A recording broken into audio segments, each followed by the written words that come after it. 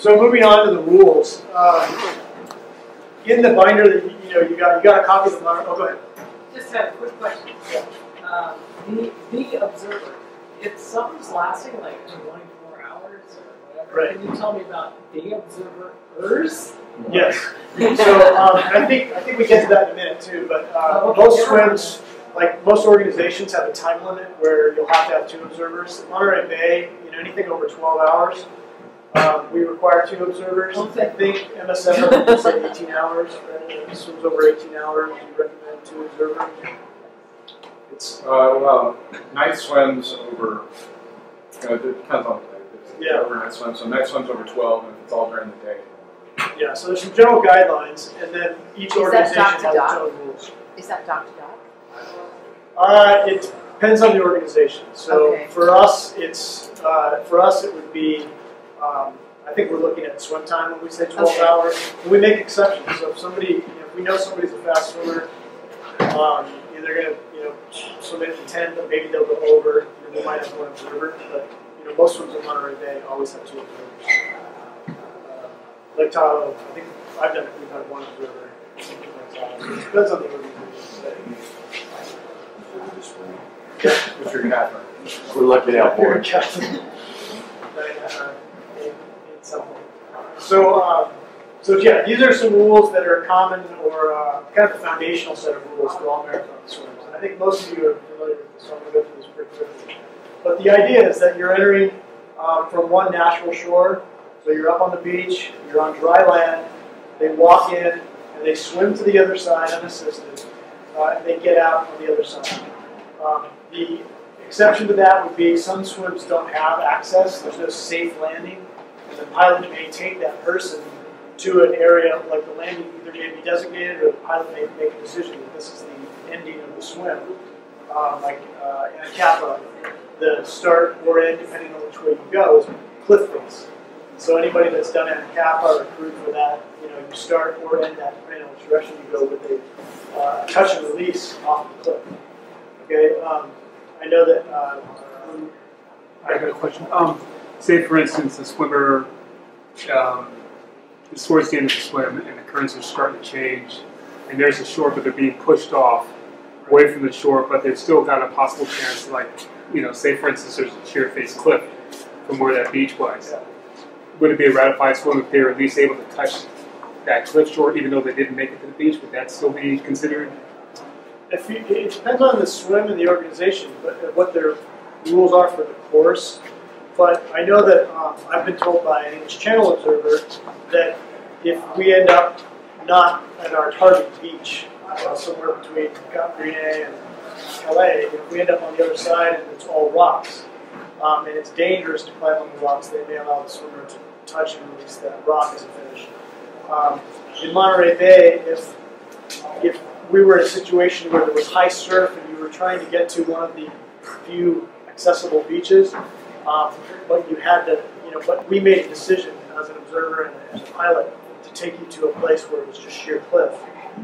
We would allow them to touch and release. But that's going to have to be a call that's made by that's defined by the organization. I don't know if it's an unsanctioned swim, how you would look at that. If it was documented in that way, and they ended up touching a cliff face versus landing on the beach. I mean, it's documented kind of as what you did. It may not be the planned course, it's the actual course. Fairlands, for example, planning to swim and touch the bridge, but instead that was out. Craig was out. Right. You wanted to touch the bridge, but they said he cleared. Yeah, so the swim's still defined as island mainland, and he didn't land at the bridge. He landed on the mainland in a different place. I would think as long as you're not touching a pier or something artificial. Right. Yeah. That's a good question. So in addition to the kind of those foundational pure rules, there are also other things. When we talk about marathon swims being unassisted, we're not talking about them being unsupported. So a marathon swimmer can have a boat that guides them. They almost always do for safety. Some swims allow a paddler. Some swims don't allow safety paddlers. Some swim organizations or some pilots may require that you have a So if you, and I don't know this in fact, I don't know if this is an accurate example, but if you swim with Tom, he may say, you know, we always have paddlers. If you do a swim with Sylvia on Lake Tahoe, I don't know if you guys require paddlers. We do not require that. And so that might be something that someday the organization may or may not, you know, make a ruling on. But I don't think it's currently a requirement one way or the other. Right? I mean, ultimately, you've got a set of rules that the organization has, and those are the rules. Right. But then they can be more stringent for a given pilot. Yeah. That's how I- Right. So in Monterey, we now require that people have kayak. Some pilots don't like it because they think the kayak's an additional liability. So it's going to depend on the swim, really. The boat or the kayak or the paddler carries the swimmer's nutrition. Some swims may or may not allow buddy swimmers or pace swimmers to get in. And you're talking about definitions. So buddy swimmer, pace swimmer. Pace swimmer would be someone who's actually getting in to help that swimmer pick up their pace or to set their pace, maybe match their stroke rate. And that can be allowed in a lot of swims. It's defined in the rules of the organization. The buddy swimmer might not be necessarily helping them with pace, but might be in there just to help them morale, you know, help pass the time. Oh, yeah. And most organizations have rules as to when the swimmer can get in, how long they can stay in, when they have to get out, that type of thing. So you'll read those specific rules for that organization. Let's see, buddy pace swimmers. There's something else I was going to say about that. Oh yeah, so as an observer, you may decide, it may be in the rules that they allow pace swimmers, like in Monterey, we allow a pace swimmer or buddy swimmer as long as they're not in there the entire swim. So they can't like kind of piggyback on another swim and say, yeah, I did it too. And so they have to get out and take breaks so they can get back in. Some swims have rules, you know, there's like an hour gap between the time somebody can get back in and so forth. But as an observer, you also have the authority to say that you're not going to allow the pace swimmer to get in. Maybe it's night, but we don't allow them to get in at night. And if maybe it's terrible conditions, so maybe the captain just doesn't want to be responsible for keeping an eye on two swimmers at the same time with the conditions or any other reason. So just because it's allowed in the rules doesn't mean that it's allowed all the time. You can make that decision, or work with the pilot or the captain to make that decision. Swimmer can obviously stop and feed, but you can't hang on to the feeding pole or get dragged by the feeding rope. You know, you see people get to the end of their feeding line and then they're getting a free ride. You want to make sure that doesn't happen. So that's not allowed. In terms of standard costume, this is basically kind of in line with, you know, what comes from English Channel, what was done originally in those first English Channel swims with some exceptions. So they may wear one swimsuit made of coarse material, so no wetsuit shorts. You see people wearing those neoprene shorts. That would not be allowed. Standard swim goggles, so no like mask snorkel or those big masks that come over your whole face. That would be considered a standard swim goggle. One latex or silicone cap, so no layering caps, no insulated caps. Earplugs, nose clip, you can grease, and simple wrist watch that does not transmit speed or location of the swimmer. So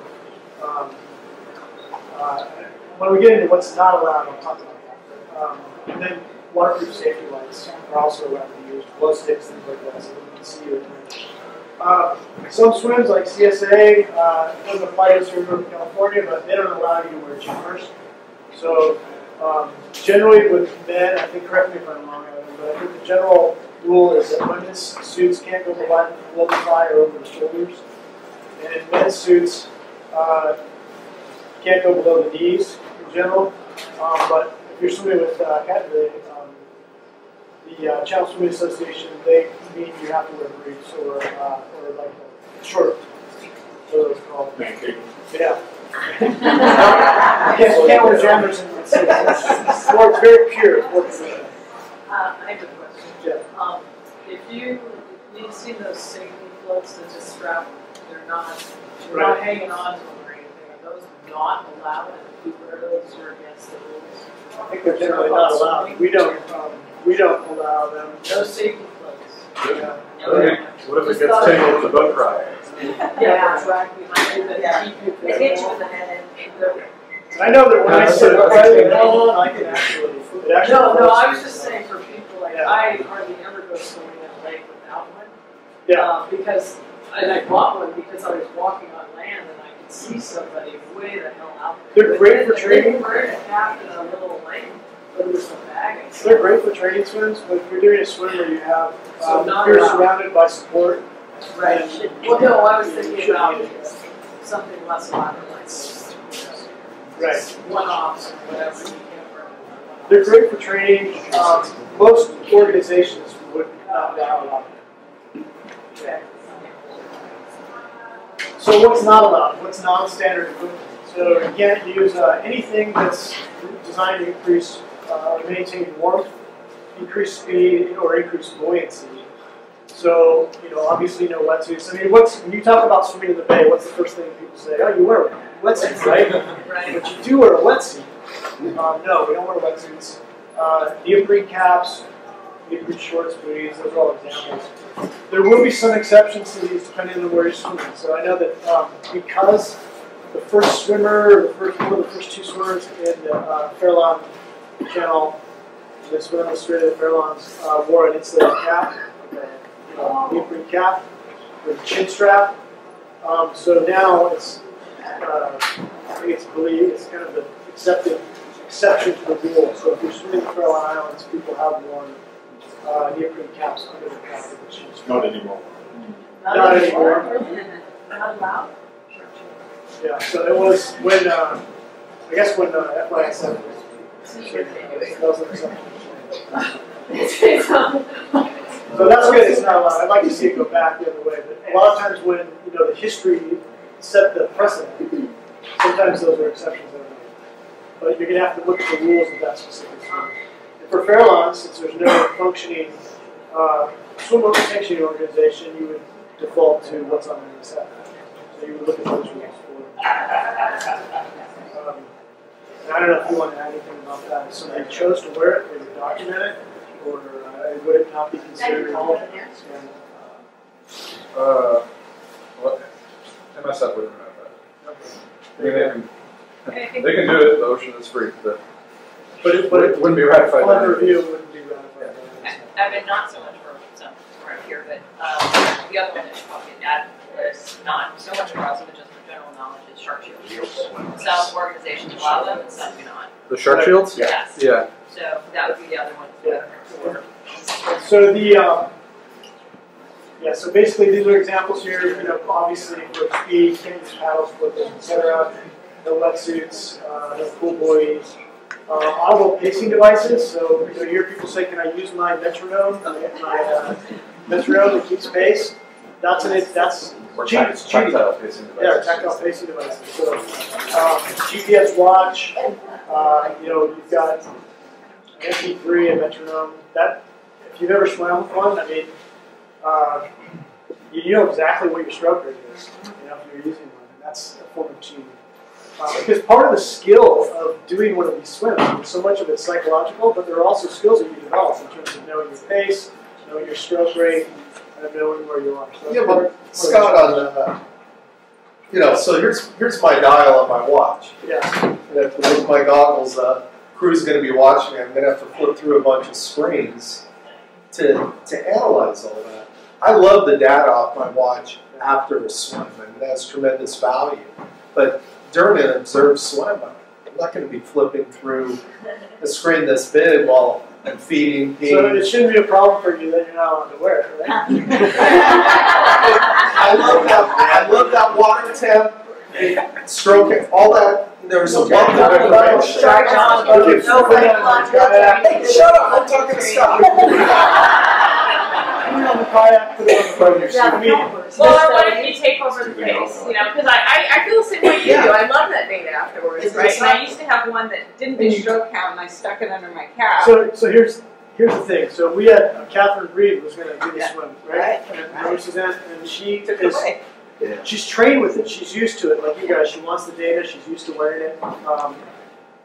And it's controversial whether it's really an advantage because your crew can tell you all the same things that are on your watch, right? And they can speak to you at your food stops and so forth. But the fact that it's kind of globally recognized as something that could be potentially an advantage over previous swims that people that didn't have it, it's just not allowed to keep it pure, to keep an even playing field. And so we had Catherine showed up and she had hers on and wanted to wear it, and when we told her she couldn't wear it, it created anxiety. I mean, it was like she was kind of going, "Oh no, I'm used to wearing this." But we swapped it out with a standard analog watch, and she still broke the record. So she didn't need the GPS. Also, what we did is we put that on the kayak. So Yeah, we kept it. We got the data from my boat, but then we got the data, and it's a little bit closer to kayak, a little closer to swimming. So part of that was giving up kind of control to our crew, and that was part of the other. But the thing with Catherine's swim especially is great to point out is that even if she taped over it, my concern is that we knew she might break a record.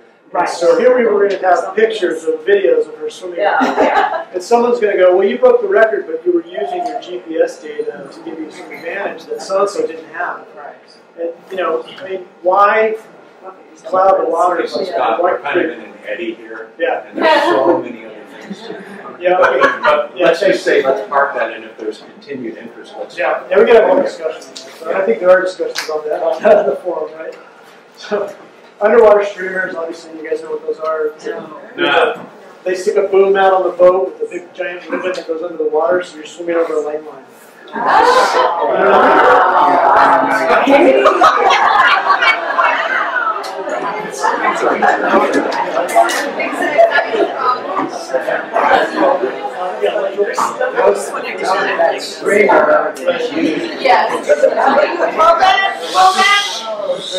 It's not to guide the swimmer, it is used as a deterrent for creatures of the sea.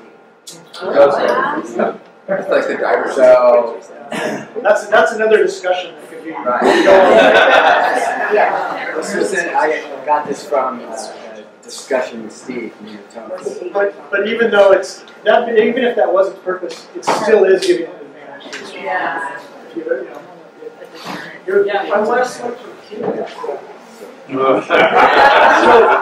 Somebody mentioned shark shields. So there are non-standard types of equipment that actually don't give you any benefit. Someone could clearly say, dragging a shark shield is a disadvantage. It's not giving you an advantage; it's a disadvantage.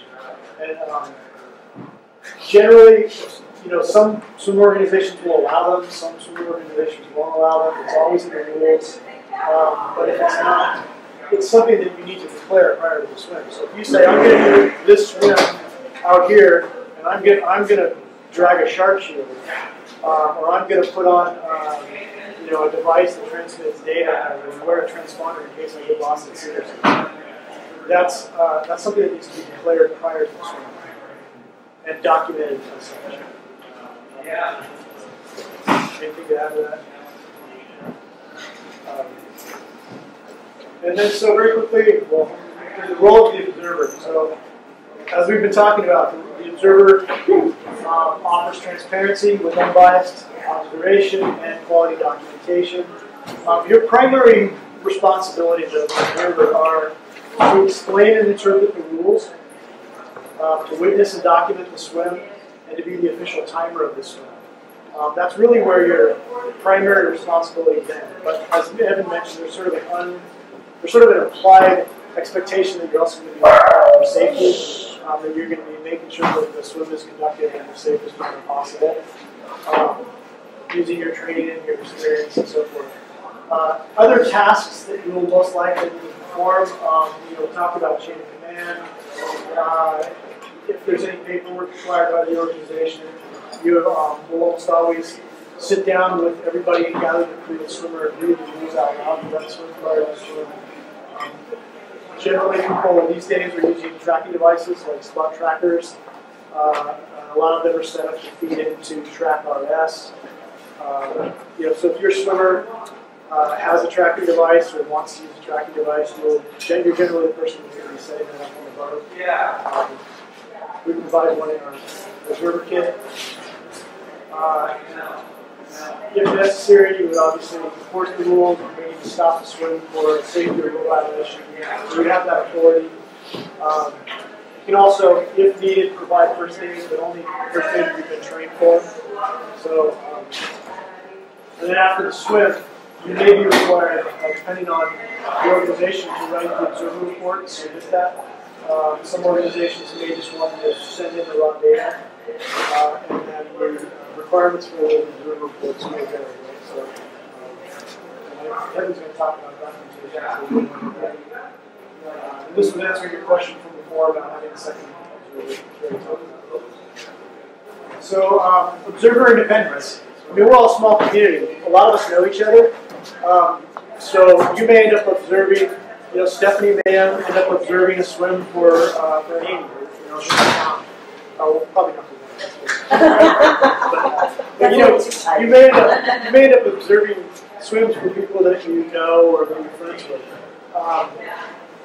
The important thing is that you can maintain your independence and that you can remain unbiased and that you're willing to stop that swim if you need to, or if they disqualify themselves, or if there's a safety hazard. You need to be willing and ready to stop the swim if you need to, or to do your job as an observer.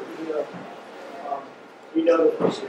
If it's a high-profile swim or potential record, I would not advise observing for someone to do. Can I just make a side note on that? Yeah. I was lucky enough to be one of the 2 observers for Sarah Thomas's first Lake Powell swim. And I remember at dinner when she was going over the rules, she handed everyone a T-shirt that said the date of the swim with a beautiful map. And I thought, I cannot wear this shirt on the event. I am an observer, I am separate. And if anybody were to say something and they saw me as an observer with that shirt on it that said crew, there could be a question. I tucked that shirt away and I put it on the flight home. But I mean, that's an incredible nuance, but it speaks to the separateness of the observer from the crew. And with Catherine Great Swim, I'd never met Catherine before the swim. I knew she was, but I'd never met her. There was enough separation that there would be no question about it. For Kim Rutherford's Monterey Bay swim, sure, I could have been the observer for that, but we chose that was not a good idea. So I brought in an outside independent observer who had had some training and was informed on that. Scott, I would really echo what Susie said. I mean, I've gotten shirts up front, and they don't get put on during the swim. Maybe that's why. There needs to be a clear separation.